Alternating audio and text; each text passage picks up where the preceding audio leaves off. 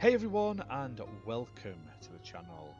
My name is Ash and I'm here with a review of Embraced by Autumn on Xbox. Now, this game was originally released back in 2021 on PC.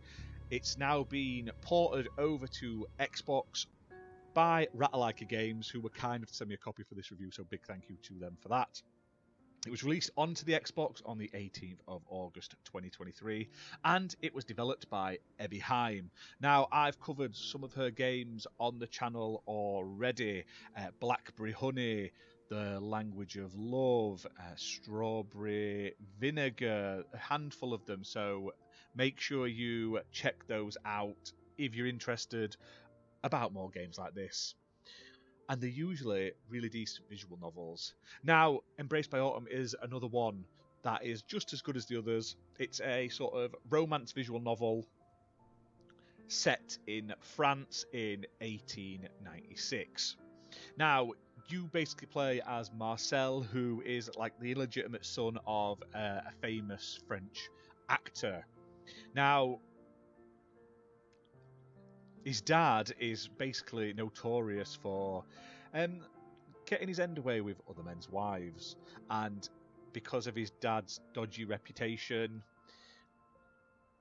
Marcel is bullied, made fun of at school, and they make his life a living hell basically. So in the autumn of 1896, his mother decides to send him away from that school. So she sends him to her sister's school in Myennes. Apologies if I've pronounced that wrong. And that's like in the French countryside. Now, that all sounds great, you're probably thinking. Unfortunately, there's a catch to this, in that this is an all-girls boarding school. So now he has to act and dress like a girl to avoid rousing all of his new classmates' suspicions. And that's the game basically. It's about you getting through school and stuff. You meet 4 girls and you form friendships, bonds with them and stuff like that. So there's 4 different ones, all with their own different like unique personalities and stuff. And basically that's the game in a nutshell. I don't want to spoil the story or anything like that, because I feel like the whole point of a visual novel is to enjoy the story, but it's all about obviously how his relationships with them progress, obviously because he's a boy and they don't know he's a boy at the beginning. Now, this game, like all of ebi-hime's other games, have a ton of content in them. So this one has over 200,000 words of text. There's a lot to read and get through. It'll take you a fair while to get through it. Obviously, there's the 4 different love interests that you can obviously interact with and stuff like that, depending on how you progress the story. The game features an entirely original soundtrack, as well as very detailed character artwork and really nice sort of scenic depictions. I did like the backgrounds and everything in this game.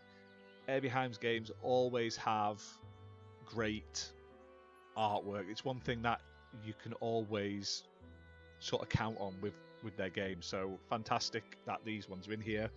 It also has decent like happy endings as well, which is nice. There's a lot of visual novels out there and like dating sim games where they're not the happiest of endings.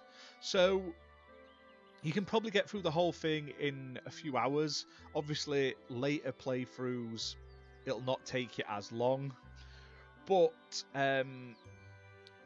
at least play through it once, I would say, and then you can always power through it. Now, one thing I didn't like, and it's just a personal opinion, this doesn't take away from the game at all. Visual novels, I do like them where they're more interactive. There's more decisions to be made, options to choose and stuff like that, which actually affect the game. However, in this game, there is literally only one choice to be made, and that one choice will affect all the different endings of the game, which is a shame. Now, the story's still great. I highly recommend the story and everything.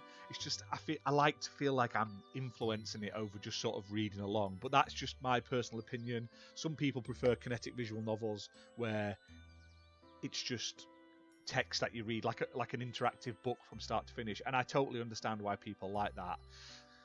One other thing that I do like, I love how she does these like note sections in her games, and it's like a behind the scenes sort of developers commentary sort of thing where she talks about how she gets inspiration and stuff like that. She did it in one of her other games, and I thought it was really great. She described how she designed the costumes and everything to make them sort of like correct for that period and everything.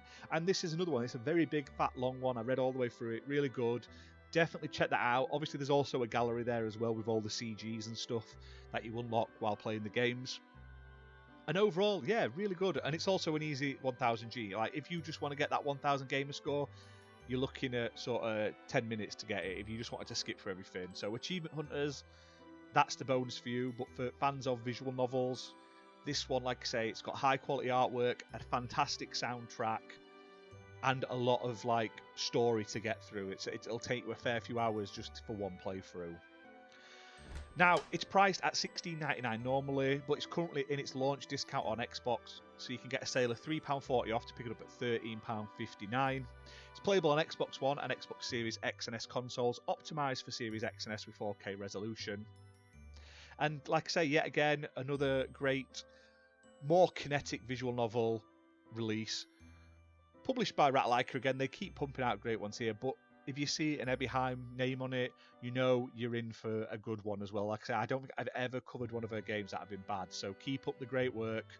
And yeah, hit that like button, hit subscribe, and we'll see you very soon for more content, guys. Bye for now.